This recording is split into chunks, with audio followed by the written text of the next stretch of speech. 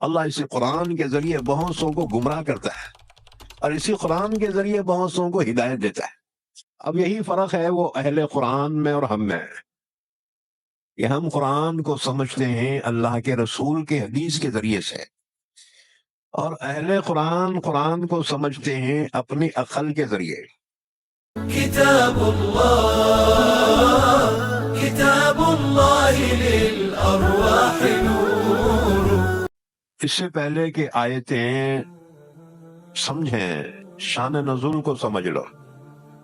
لیکن قرآن کو سمجھنے کے لیے شان نزول کا جاننا ضروری ہے کہ آیتیں کیوں نازل ہوئیں، کس ماحول میں نازل ہوئی۔ جب تک کہ وہ ماحول اور وہ سبب معلوم نہ ہو، ہم آیت کو صحیح سمجھ نہیں سکتے۔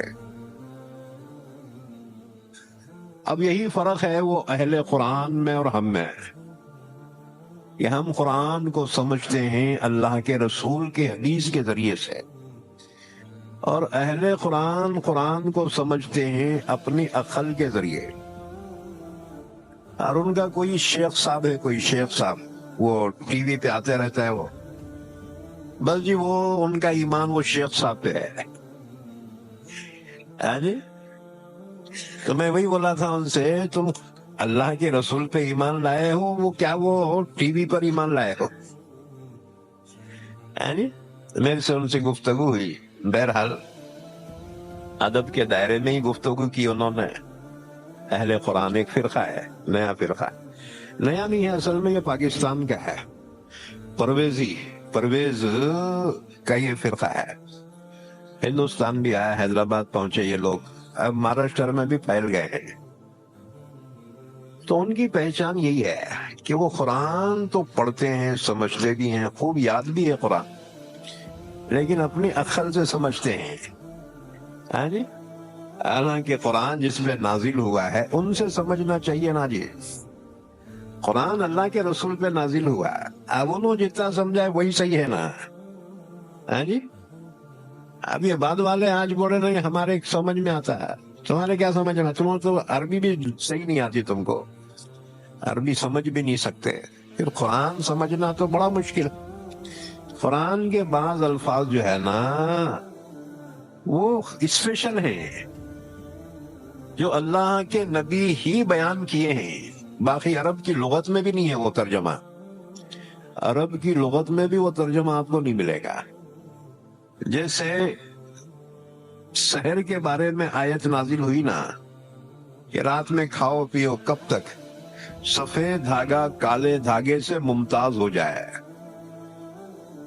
اب عرب میں سے عدی بن حاتم نے تاگا ہی سمجھا اس کو، اللہ کے نبی نے تشریف فرمائی تاگا مراد نہیں ہے اس سے، بلکہ کالے دھاگے سے مراد ہے رات کی سیاہی، اور سفید دھاگے سے مراد ہے دن کی روشنی، صبح کی روشنی۔ رات کی اندھیری ختم ہو کر صبح کی روشنی جب نمودار ہو جائے، اس سے پہلے تک سحر کا وقت ہے۔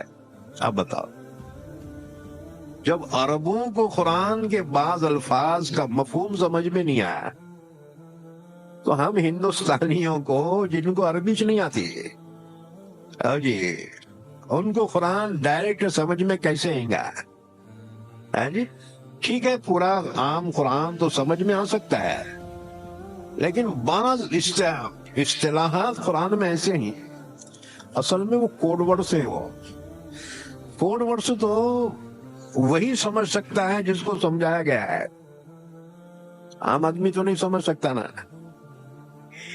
اس لیے یاد رکھو، قرآن کریم کو اگر نبی کے ذریعے سے سمجھو گے تو ہدایت ہے، اور قرآن کریم کو اپنی عقل سے سمجھنا چاہو گے تو گمراہی ہے۔ یہ فرق ہے، یضل بہ کثیرا ویہدی بہ کثیرا۔ اللہ اسے قرآن کے ذریعے بہت سو کو گمراہ کرتا ہے، اور اسی قرآن کے ذریعے بہت سو کو ہدایت دیتا ہے۔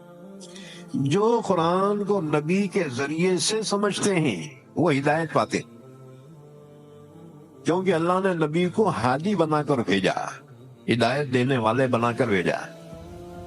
اور جو قرآن کو اپنی عقل سے سمجھتے ہیں، جسے بولتے ہیں تفسیر بالرائے، اپنی عقل سے قرآن کی تشریح کرنا، یہ ہے گمراہی۔ پر اب سمجھ میں آ نہیں آیا؟ اس لیے یاد رکھو، کوئی بھی تمہارے پاس آئے قرآن کا پیغام لے کر، اس سے یہی پوچھو کہ قرآن کی تشریح کا ذریعہ کیا ہے۔ اگر وہ کہیں اللہ کے رسول کی حدیث ہے تو قبول کر لو، اور وہ کہیں ہماری عقل ہے، تو سمجھ جاؤ یہ عقل کافی نہیں ہے قرآن کی تشریح کے لیے۔ یہی بات سمجھنا ہے۔ جب قرآن کے بعض الفاظ عرب نہیں سمجھ سکے، صحابہ نہیں سمجھ سکے، تو ظاہر بات ہے کہ اردو کے جاننے والے وہ کیا سمجھ سکیں گے۔ اصل میں قرآن عربی زبان میں نازل ہوا، اس کو عربی ہی سے سمجھے تو ہدایت ہے، دوسری زبان بولے تو ڈپلیکیٹ۔ قرآن کو سمجھنا ہے نا، ڈائریکٹ عربی سے سمجھیں گے تو قرآن کی جو روح ہے نا، اس کی جان، وہ تمہاری سمجھ میں آئے گی۔ جب اس کا ٹرانسلیشن ہوگا نا، تو اس کی آدھی جان تو ٹرانسلیشن میں ختم ہو جاتی۔ ہاں جی، جو جذبات اہلی زبان کے ہوتے ہیں وہ ٹرانسلیشن میں آدھی جان نکل جاتی ہے اس کی۔ وہ ترجمہ تو کر سکتا ہے لیکن وہ جذبات پیش نہیں کر سکتا۔